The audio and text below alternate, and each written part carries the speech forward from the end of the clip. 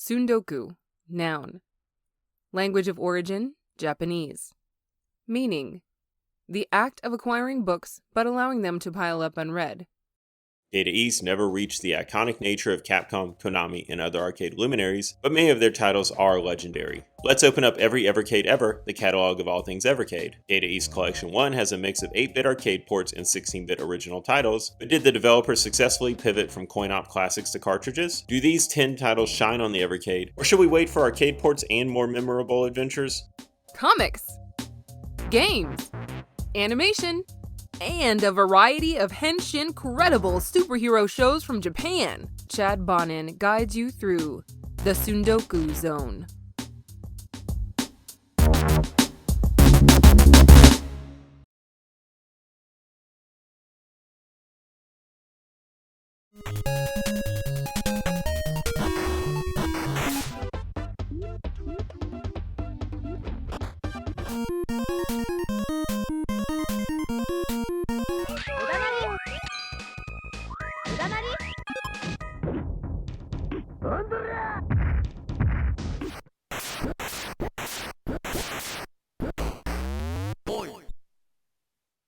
Burnin' Rubber.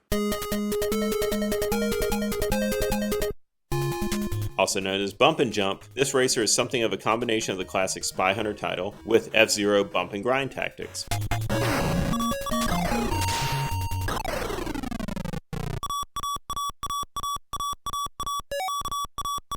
Constantly racing to the top of the screen, players gain bonuses from slamming into their opponents and can use some significant hydraulics to jump over dangers. Burger Time.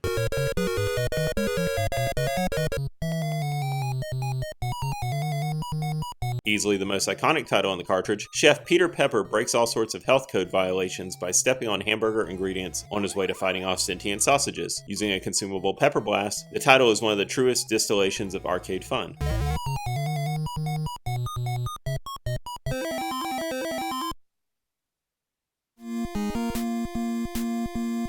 Karate Champ.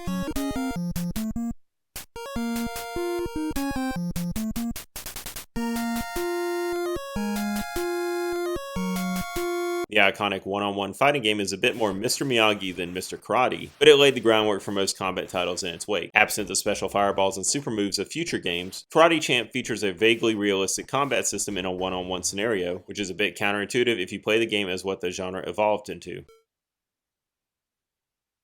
Bad Dudes. Properly known as Bad Dudes vs. Dragon Ninja, this is a game that sold more on its iconic nature than the actual gameplay of this NES port. Are you a bad enough dude to save the president from ninjas? In a frustratingly choppy port, you can pick either Blade or Striker and shuffle your way across stages, fighting both ninjas and the controls.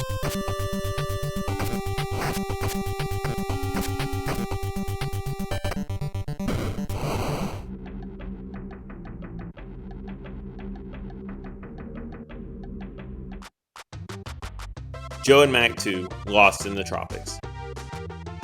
The third game in the Caveman franchise, yes, even though it says 2 in the title, this title expands on the hero's quest with a fair bit of RPG elements, such as spending money and including romance options. At the heart of the title is more of the same gameplay that made the first such a quirky title, and one I personally rented dozens of times as a child. Using caveman skills, your hero takes on Neanderthals and dinosaurs in an odd but solid platformer for its era.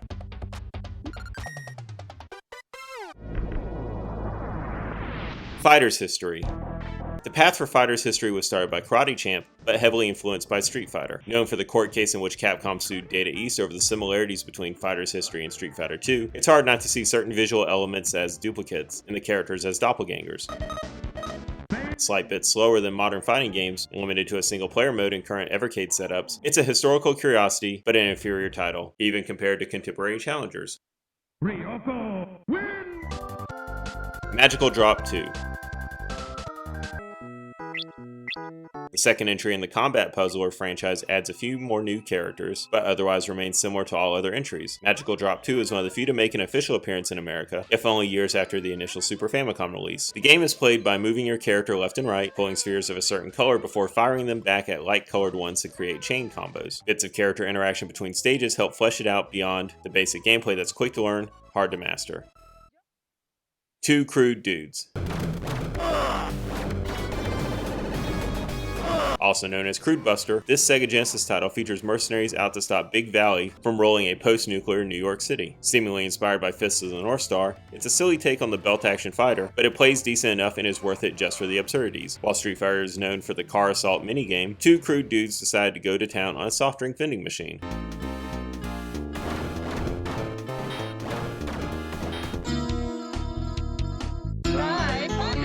Side Pocket.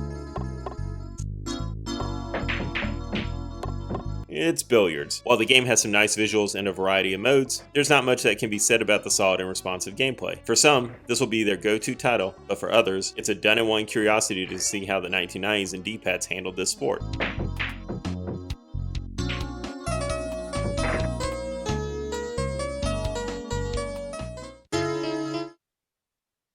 Midnight Resistance.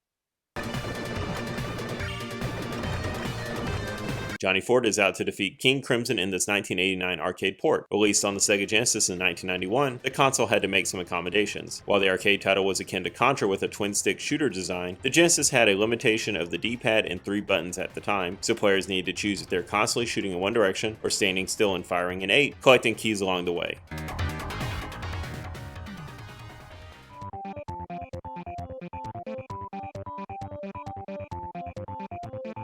As Blaze has yet to commit to arcade titles, these ports of classics like Burger Time and Burn and Rubber will have to do in their NES forms. Likewise, with Karate Champ and Fighters History, 2 console ports of Fighters are stuck in single-player mode in the current Evercade landscape. That leaves the option of better versions coming out later, or even this cartridge gaining some enhanced functionality with the faded multiplayer Evercade. Some titles, like Side Pocket, are so unremarkable and have been handled better with your phone that they're effectively here as a novelty. In Bad Dudes, that title sums it up, and is purely notable for the opening scroll. Games like Joe and Mac and Magical Drop are worth your time, and Midnight Resistance might just be the Contra clone you didn't know you needed. And isn't that the point of the Evercade? Unearthing retro titles that have long since disappeared and getting them in the hands of gamers of today? That's it for the Tsundoku Zone, but the stack never ends.